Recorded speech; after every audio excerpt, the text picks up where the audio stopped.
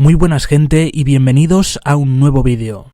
Esta actualización sobre Siria va a ser un poco diferente a las anteriores. Como muchos sabréis, desde el día 27 del mes pasado está vigente un alto el fuego con los insurgentes exceptuando a ISIS y a Al-Qaeda. Debido a esto, el vídeo incluirá los acontecimientos hasta el inicio del alto el fuego, dejando fuera lo ocurrido más tarde. Distribuyo la información de esta forma para evitar confusiones cronológicas. Aclarado esto, empecemos. En Latakia, el ejército sirio continuó avanzando durante buena parte del mes pasado, logrando capturar Kinsiba el día 19. Si os acordáis, habíamos dicho que Kinsiba era uno de los últimos fortines insurgentes en la provincia. A finales de mes, los militares alcanzaban la frontera administrativa con Idlib, algo que no sucedía desde hace años. Tras esto, la insurgencia en Latakia ha quedado confinada en dos pequeñas zonas, viendo cómo el ejército se acerca peligrosamente a la frontera con Turquía. Ese país ha vuelto a disparar con artillería hacia territorio sirio, ataques que de momento no han recibido respuesta. Además, algunas fuentes afirman que la frontera está sellada, en lo que se supone que es un intento de obligar a los insurgentes a mantener la posición, privándoles de la retirada a suelo seguro. Yisr al-Shugur sigue en el punto de mira, y circularon informaciones sobre el lanzamiento de panfletos sobre la ciudad. En ellos se pedía la rendición de los insurgentes, algo que por supuesto ha sido rechazado. El ejército ha intentado desde entonces seguir progresando en la zona de la autovía y en la llanura de Al-Gab, aunque sin éxito por el momento. Estos últimos ataques parecen más bien intentos de mantener la presión y evitar una mayor reorganización del frente. En la provincia de Idlib, los bombardeos rusos han continuado con fuerte intensidad, sobre todo en los días previos al alto el fuego. Supuestamente, el 15 de febrero, un bombardeo ruso destruía un centro de Médicos Sin Fronteras, aunque esta información ha sido objeto de bastante discusión. No obstante, es mi deber informar sobre ello, incluso si su autoría no ha quedado clara. La provincia de Alepo ha sido una vez más la protagonista de la actualidad informativa. El mes pasado informábamos de la ruptura del asedio a Nubel y Zahra por las fuerzas leales a Al-Assad. Pues bien, tras esta ruptura, el ejército sirio y sus aliados continuaron intentando ampliar el corredor, logrando capturar varias localidades a ambos lados. Casi de forma simultánea, la coalición liderada por los kurdos avanzaba desde Afrin contra los islamistas que ahora estaban embolsados al norte de Alepo. El 11 de febrero las fuerzas kurdas capturaban el aeródromo de Menag, una victoria muy simbólica. En 2013, el ejército sirio se encontraba sitiado en esta base. Los insurgentes habían intentado repetidos asaltos, terminando siempre en fracaso. Finalmente, el Estado Islámico hacía su entrada en la batalla, y bajo su liderato los insurgentes rompían la defensa y acababan con la guarnición. Ahora, esos yihadistas que en su momento se aliaron con ISIS eran derrotados por otra fuerza secular. Mientras todo esto tenía lugar, la aviación rusa bombardeaba de forma incesante la provincia, abriendo paso para las fuerzas gubernamentales. Se registraron también varios bombardeos en la zona de Azaz, para apoyar el avance de los kurdos desde Afrin. El día 16 de febrero, el YPG y Jaish al-Tughar se hacían con el control de Tal Rifat, comenzando negociaciones para la rendición pacífica de Mare. Se informó de que parte de los insurgentes estaban dispuestos a suscribir un acuerdo, pero los yihadistas bloquearon el proceso, y con ello Mare permanece hasta hoy en manos de una amalgama de fuerzas de la FSA y grupos de radicales controlados desde Turquía. El YPG ha movido ficha en el norte de Alepo para intentar expulsar a los yihadistas del sector. Con esta ofensiva lo que pretendían era forzar a los elementos moderados a unirse a las SDF, dejando solos a los yihadistas. Destacamos también una coordinación insólita entre las SDF y el gobierno. Ya no solo se trata de la ayuda de los bombardeos rusos, sino que ha habido un cierto consenso entre ambas fuerzas para repartirse el territorio. El culmen de esta cooperación tuvo lugar cuando el ejército sirio entregó la localidad de Agras a las SDF de forma pacífica. Este pueblo, habitado por kurdos, estaba en la mira de las SDF como punta de lanza para enfrentarse a ISIS. Presuntamente, a cambio de esto los kurdos habrían dejado pasar por su territorio a las fuerzas leales a Assad para atacar al sur de Nubel y Zahra, ataque que acabaría en fracaso. Todo esto acontecía en la víspera del alto el fuego.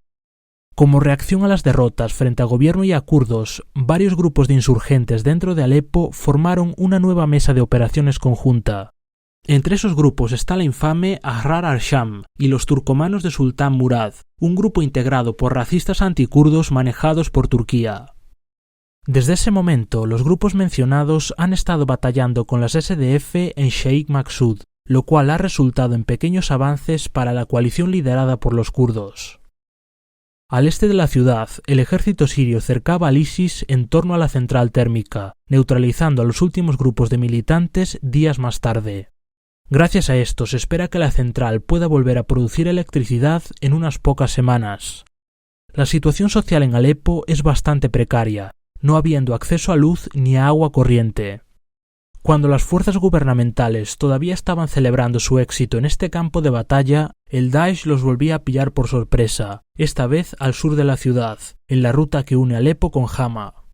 El 22 de febrero, los militantes de Daesh lanzaban un ataque a la altura de Hanasser, logrando arrollar a los defensores y capturando esa localidad un día más tarde.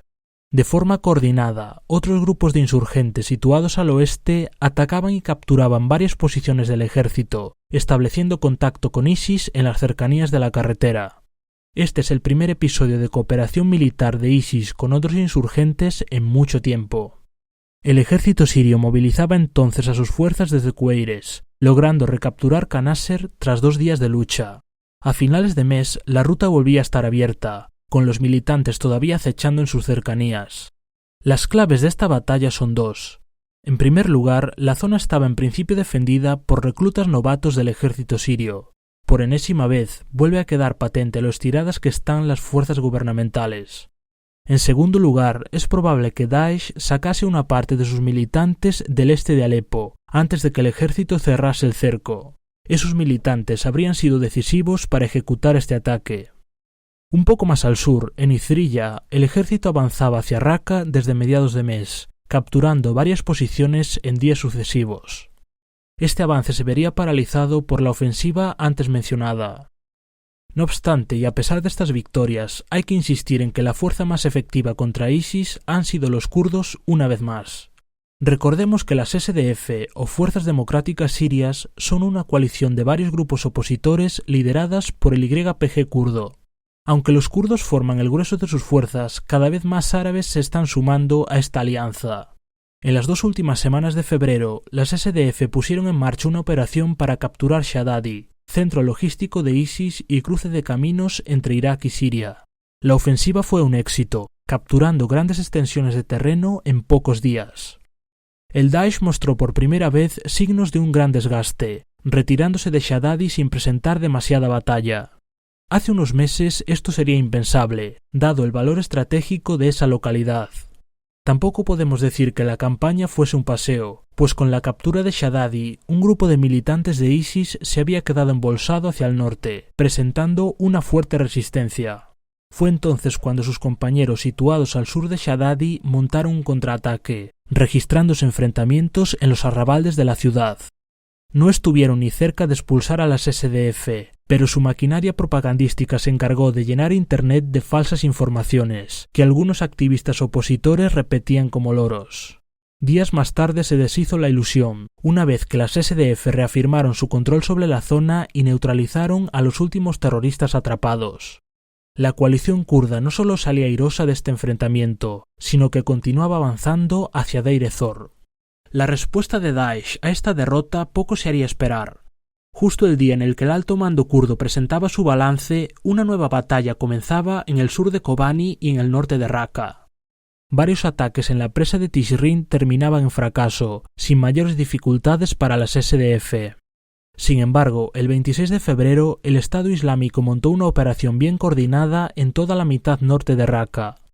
Varios grupos de militantes se infiltraron en Tal Abyad, registrándose combates en el centro de la localidad. Según fuentes kurdas, varios de estos grupos penetraron desde Turquía. Al sur, el Estado Islámico capturaba la zona de Kantara, haciéndose con el control de un buen tramo de la autovía M4. Mientras la situación todavía era confusa en Tal Abyad, algunos grupos se movieron hacia el sureste, haciéndose con el control del pueblo de Suluk. La reacción de las SDF fue rápida, reafirmando su control sobre Tal Abyad en pocas horas. Su contraataque estuvo apoyado por varios ataques aéreos de Estados Unidos. Al día siguiente de esta ofensiva entraba en vigor el alto el fuego, pero en este sector los combates continuaban, extendiéndose también la lucha a los límites administrativos de Hasaka.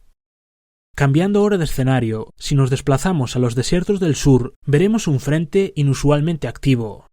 Las fuerzas gubernamentales por un lado y los opositores de la FSA por otro atacaban al ISIS en Kalamum, logrando expulsarlos de varias posiciones. Paralelamente a esto, el ejército sirio continuaba acumulando fuerzas para recuperar Palmira y Karyatayn. Los vastos desiertos del este de Siria se perfilan como los campos de batalla más activos después del alto el fuego. En el próximo vídeo veremos cómo gobierno y opositores tratan de sacar partido de la debilidad de ISIS, fijando como objetivo la captura de estos grandes territorios. En Damasco y su periferia la situación no difiere demasiado de nuestro último resumen. El panorama para los opositores continúa siendo precario y las perspectivas de futuro no son demasiado prometedoras. En Dumair y Wadi Barada se registraron nuevos enfrentamientos entre brigadas de la FSA y grupos pro-ISIS. En la Ghouta oriental, las fuerzas de Assad continuaron apretando el cerco, mientras que más grupos opositores se alineaban con Al-Qaeda. El drama social continúa. A los habituales bombardeos e intercambio de artillería tenemos que sumar un fuerte atentado de ISIS en Sayeda Zeynab, el cual arrebataba la vida a unas 100 personas. Por lo que respecta a las provincias sureñas, la situación se ha vuelto a estancar tras los avances del gobierno durante el mes pasado. Las localidades de Ibta y Dail intentaron negociar una reconciliación, pero el acuerdo fue saboteado presuntamente por radicales. Hasta aquí ha llegado este resumen. Antes de despedirme quería comentaros un par de cosas. Primero, quería dar las gracias a la persona que el mes pasado compartió mi vídeo en la página web meneame.net. Gracias a esto, el vídeo tuvo muchísima más repercusión. Finalmente, no olvidéis que podéis dejarme vuestras opiniones en los comentarios. Un saludo y nos vemos en el próximo vídeo.